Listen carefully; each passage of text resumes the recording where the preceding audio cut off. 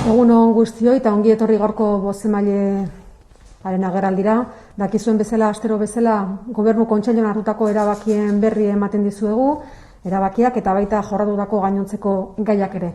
Baina gaiei heldu aurretik, azken asteetan egin izan dugun bezala, COVID-19 eraginez tamalez hildakoen gertukoei, senitartekoei gure elkartasuna adierazi nahi dugu, eta gaur egun gaixorik daudenei eta senitartekoak ikusi ezinik daudenei ere gure maitasuna adierazi eta animoak. Lau gai beraz, gaurko Gobernu Kontseiluan jorratu ditugunak, lehenengo biak izendapen berriekin zer ikusia dute, izendapen berriak Gipuzkoako Foru Aldundiak egiten dituenak, hirugarren gaia ogasuneko foru dekretu arau berria, eta laugarren gaia gizarte politikako gure zerbitzuetako datuen eguneraketa. Lehenengo eta bigarren gaiak beraz, izendapen berriak, dakizuenez, tamalez, azken hilabeteetan bi heriotz izan ditugu gure artean, bi zuzendari, bi pisu handikoak, arrasta handia utzi dutenak Gipuzkoako Foru Aldundian, beraien izaeragatik eta lanagatik. Alde batetik partaidetza zuzendaria izandakoa Joseba Muxika, Gobernantza Departamentukoa, eta bestetik Felix Asensio, obra hidraulikoetako zuzendaria, Asensio jaunaren departamentukoa bera. Esaten nuen bezala arrasto handiko pertsonak izan dira, eta oso maitatuak etxe honetan. Eta beraz gure elkartasuna adierazi nahi dugu, beraien familiakoei, beraien senitartekoei eta gertuko guztiei. Baina bizitzak aurrera darrai eta izendapen berriak egin behar izan ditugu, partaidetza zuzendaritzan eta obra hidraulikoetako zuzendaritzan balekua bete beharra zegoelako eta lanean jarraitu beharra geneukalako Gipuzkoako Foru Aldundian. Beraz, lehenengo puntua izendapena, partaidetza zuzendari berria, Mikel Pagola dugu, Urnietarra, orain arte alkate izandakoa Urnietan, 1983tik bertan langile izan da, kirol kultur teknikaria izan da izuzen ere, 2011 geroztik Urnietan alkate, EHUn informazio zientziatan diplomatua, 1970 urtean jaioa, Eudelen ordezkari eta beraz partaidetza zuzendaritzarako pertsona ezin egokiagoa, ezin hobea datozen erronkei aurre egin ahal izateko. Bere esperientziagatik udalgintzan hainbeste urtetan eta Eudelen ere ordezkari gisa gure partaidetza zuzendaritzan egingo duen lana seguru nago aparta izango dela, bere ibilbidea eta esperientzia ikusita eta baita bere giza kalitatea ere. Herritarrak politikara hurbildu behar ditugu, politika herritarrengana hurbildu, erakundeak ezagutarazi, elkarlana sustatu, gobernantza modu berriak aipatzen ditugunean horrek ere noski zerikusia du herritarren ahalduntzearekin eta baita erabakietan parte hartzera gonbidatzearekin eta beraz horretan ekarpen ederra egingo duelakoan gaude. Bigarren izendapena, obra hidraulikoetako zuzendari berria izango dugu. Enrique Ramos, kasu honetan, Donostian zinegotzi 1989 urtetik beraz esperientzia handia duena udalgintzan eta politikagintzan. Noski, obra hidraulikoetako zuzendari berria izango dugu eta ur hornidura sistemen bermeak indartzea eta hondakin uren saneamendua osatzea izango ditu erronka besteak beste. Mikel Pagolari eta baita Enrique Ramosi ibilbide oparoa desio diegu Gipuzkoako Foru Aldundian, ibilbide oparo hori Gipuzkoaren mesederako izango baita. Bi lehenengo gaiak aipatuta, hirugarrenari eutsiko diogu, dakizuen bezala COVID-19ak eztanda egin zuenetik Gipuzkoako Foru Aldundiak hainbat erabaki hartu ditu, bi lerro estrategiko lehenetsi ditu, alde batetik gizarte politika, beharrean daudenak babestea eta bestetik garapen ekonomikoa, eta horretan ogasunak zerikusi handia du. Alegia, beti esan dugu, ogasuna ez dela soilik diru bilketa egiteko tresna bat, badala ere ekonomia sustatzeko tresna bat, eta beharrean daudenei laguntzeko. Eta bide horretatik doa dekretu foru arau berri hau. Neurri berriak adostu dira zerga koordinaziorako organoan, erakunden arteko elkarrenetik etorritako erabakiak dira, eta 3 neurri nagusi jasotzen ditu foru dekretu arau honek. Alde batetik, PFS-an autonomoen 2020 urteko hirugarren hiruhilekoaren ordainketa zatikatuak salbuestea, gauza bera egin genuen lehenengo 2 hiruhilekoekin, eta datorren urtean erregulatuko dira. Bigarrenik, neurri hauen baitan, bizitzeko gutxieneko dirusarrera salbuestea, ingreso minimo vital delakoa salbuetxe egiten dugu PFS-aren ordainketatik, eta hirugarren neurria besteak beste, eta foru arau dekretuan bestelakoak ere ezagutuko dituzu zehaztasun gehiagorekin, COVID-19 gaitzaren testu inguruan Jaurlaritzak hartutako hainbat erabaki, hainbat neurri eta hainbat baliabide dagokienez, hor salbuetxe egin ditugu PFS-ean. Besteak beste, alokairurako laguntzak, zenbat bonu eta bar, eta bar. Hau edanak bildu ditugu beraz, foru arau dekretu honetan, ogasuneko honetan, eta leheno esaten nuen bezala, foru ogasunak badu zerikusi handia egoera honekin, orain arte hainbat neurri hartu dugu alde batetik likidezia emateko bai enpresa eta bai norbanakoei eta malgutasuna eskaintzeko ordainketei dagokienez, eta oraingo honetan bereziki kaltetuak diren kolektiboei laguntza eskaini nahi diegu Gipuzkoako foru aldunditik. Alegia, denekin gaude eta denak laguntzeko prest gaude. Batipat bereziki kaltetuak diren kolektibo horiek. Laugarren gaia, gizarte politikako partea, astero egiten dugun bezala, agerraldi honetan eta bestela ere egunero partea ematen dugu, Gipuzkoarrek zuzenean jakin dezaten zein den egoera gure zerbitzu publikoetan, gizarte politikan, hain zuzen ere hemen hartatzen baititugu kolektibo zaurgarrienak, alegia COVID-19 aurrean, zaurgarren dien pertsonak hartatzen baititugu Gipuzkoako foru aldundian. Adinekoen egoitzetan, erabiltzaile kopuruari dagokionez, 59 kasu positibo ditugu, 5 egoitzatan. 8 Hernaniko Santa Maria Magdalena egoitzan, 3 Errenteriako Jesusen Bihotza egoitzan, 23 Donostiako Alaietxen, 14 Bergarako Mizpirualden eta 1 Lapazen.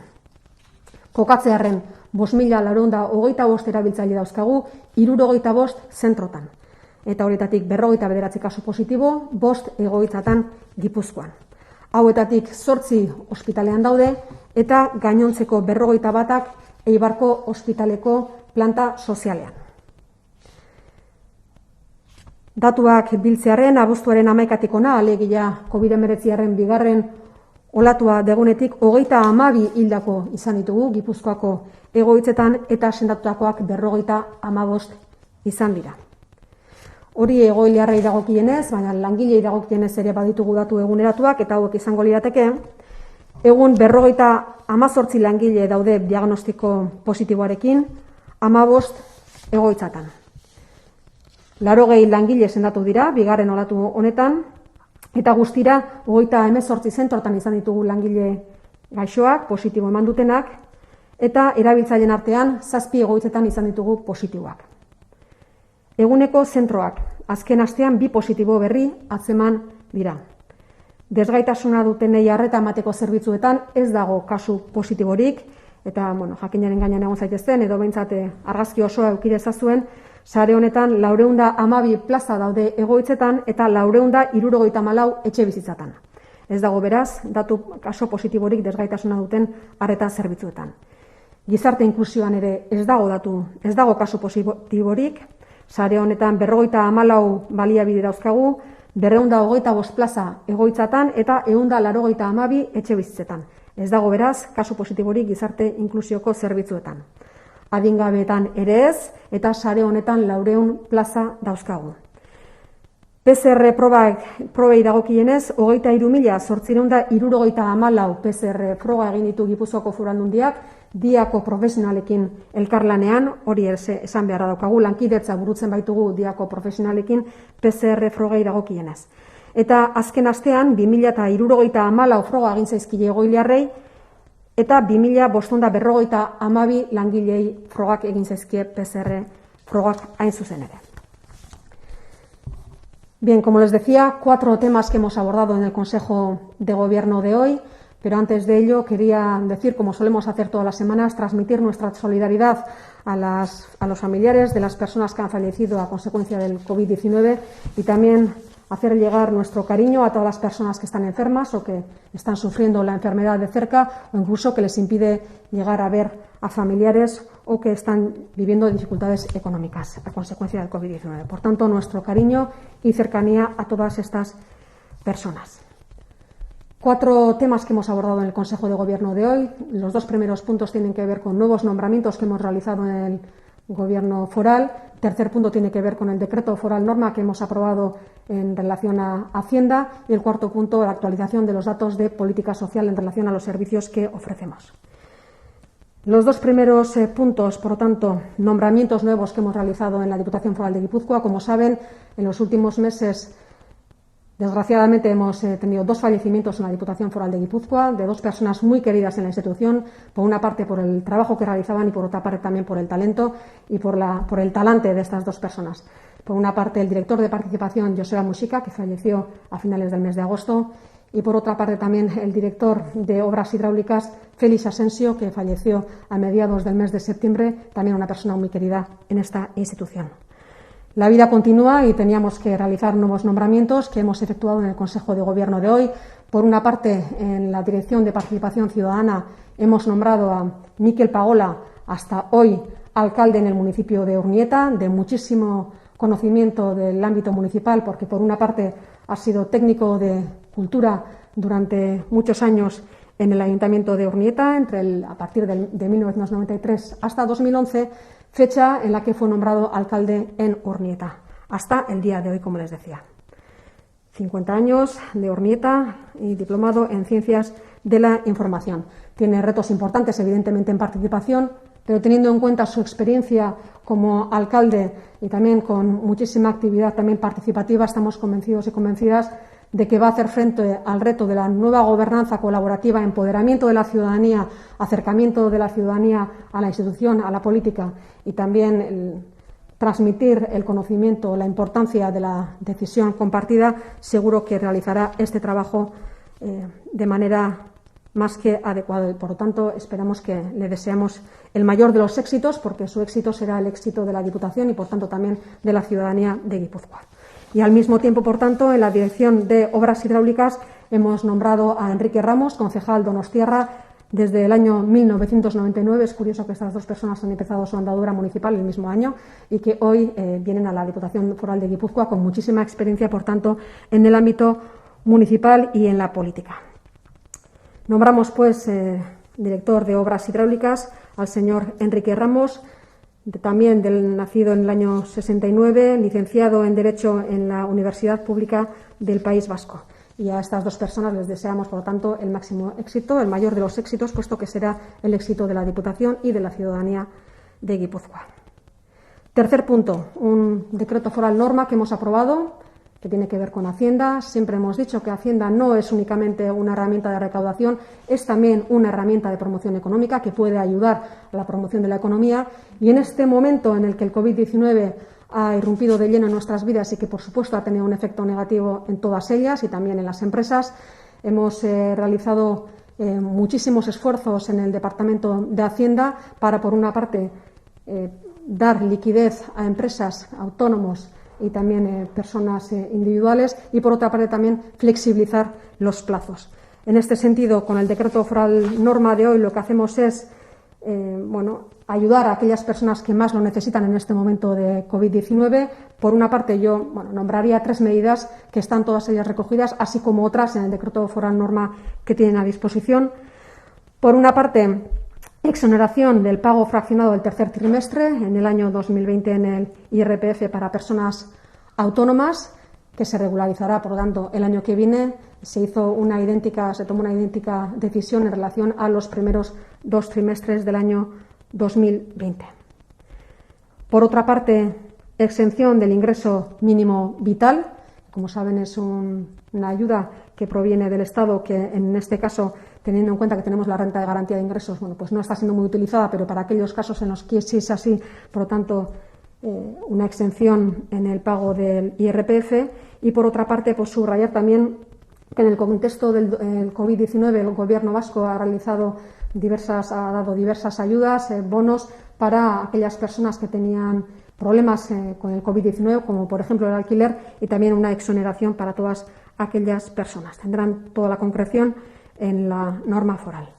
Insisto, por tanto, la Diputación Foral de Guipúzcoa ha priorizado política social y promoción económica, y la Hacienda guipuzcoana es también una herramienta excepcional para ayudar a las personas que más lo necesitan en este momento de grandes dificultades. Y en relación al cuarto y último punto, el parte actualizado de los servicios de política social, para dar cuenta de los casos positivos que tenemos en los recursos de la Diputación Foral de Guipúzcoa. Por una parte, sí les quería contextualizar la situación, es decir, en los centros de personas mayores tenemos a 5.425 personas usuarias en 65 residencias. En este caso tenemos 49 casos positivos en la red residencial de Guipúzcoa, en 5 de ellas, 8 en la residencia Santa María de Hernani, 3 en el Corazón de Jesús de Rentería, 23 en Alaietxe de Donostia, 14 Mispirualde de Bergara y una persona en La Paz. 8 personas están en el hospital y 41 en la planta social de Eibar. En relación al personal trabajador de las residencias, tenemos a 58 personas con diagnóstico positivo en 15 residencias de Guipúzcoa. En los centros de día tenemos 2 casos positivos esta última semana. En los centros de discapacidad no tenemos ningún caso positivo, tampoco en los centros de inclusión, tampoco en los centros de menores.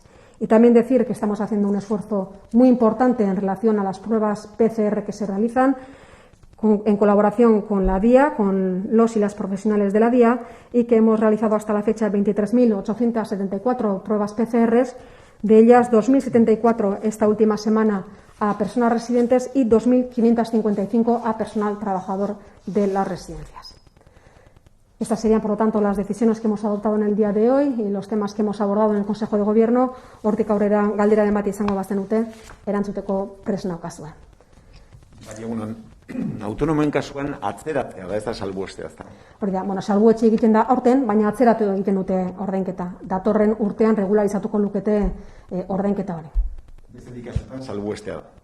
Beste kasutan salbuestea da. Salbuetxi horrela jasota dago foru dekretu arauean, baina urrengo urtea begira egiten da. Gero regularizatu egiten da noski ordainketa hori. Baina momentu honetan beharrean daude eta obligazio hori behintzat ez daukate. Nahi dutenek egin dezakete, baina obligazio horik ez dute urrengo urtean egingo lukete. Gipuzkoan pandemiaren errenaldi garrantzitsua egon da Tolosan, bertako Asunción zelan, ospitalen ez dakite kezka pentsatzen dut, ez?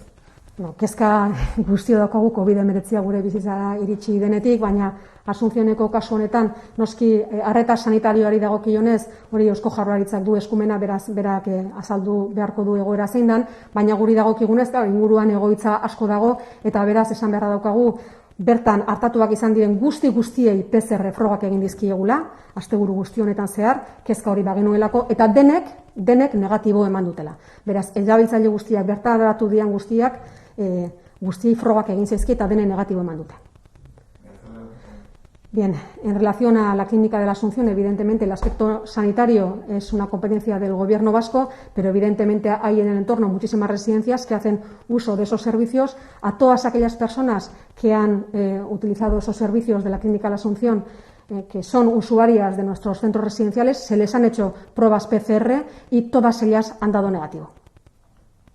Por prevención hemos realizado estas pruebas para tener la seguridad de que ninguna de ellas desarrollara la enfermedad y que pudiera contagiar.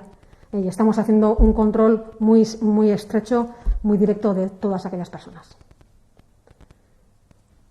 además del PCR. Bestelakorik? Ez? Bai, Mikel Marina Beitiak, Diario Vascotik, de cara al Consejo Vasco de Finanzas el próximo jueves, ¿cuál es la previsión de recaudación de Guipúzcoa de cara a final de año? Y si la previsión fuese menor a una bajada del 20%, ¿a qué se debe este cambio o mejora en la previsión? Bien, la previsión que hemos hecho durante todos estos meses ha sido que el impacto del COVID iba a ser enorme y que el impacto en la recaudación iba a ser más o menos del 20%. Ahora podemos decir, una vez finalizadas las campañas, insisto, las campañas de la recaudación del año pasado, pre-COVID, por tanto, ha sido muy buenas y, por tanto, el impacto no va a ser tan alto como el esperado. En cualquier caso, la cifra definitiva, que creo que estará por debajo del 20%, la conoceremos este jueves y la daremos a conocer. Pero insisto, los datos positivos son porque las campañas de recaudación del año anterior, de pre-COVID, han sido muy buenas. Euskal Finantzen Kontseiluaren bilera izango da ostegunean, dakizuen bezala orain arte egiten genuen aurreikuspena zen diru bilketari dagokionez 120ko galera izango genuela, baina egin dugun errenta kanpainetan alde batetik PFSA, bestetik elkarteen zerga, ondarearen zerga ere kanpaina oso onak izan dira, baina kanpainak aurreko urtekoak, alegia COVIDaren aurreko egoerakoak oso onak izan dira eta beraz hor ere aurreikusten dugu 120tik berakoa izango dela. Edozein kasutan ostegunean jakingo dugu behin betiko zifra, baina 120tik berako gelituko dela pentsatzen dugu bai. Ostegunean emango dugu honen berri noski. Besterik ez, beraz honekin amaituko genuke. Eskerrik asko guztioi eta egun ona izan ezazuela.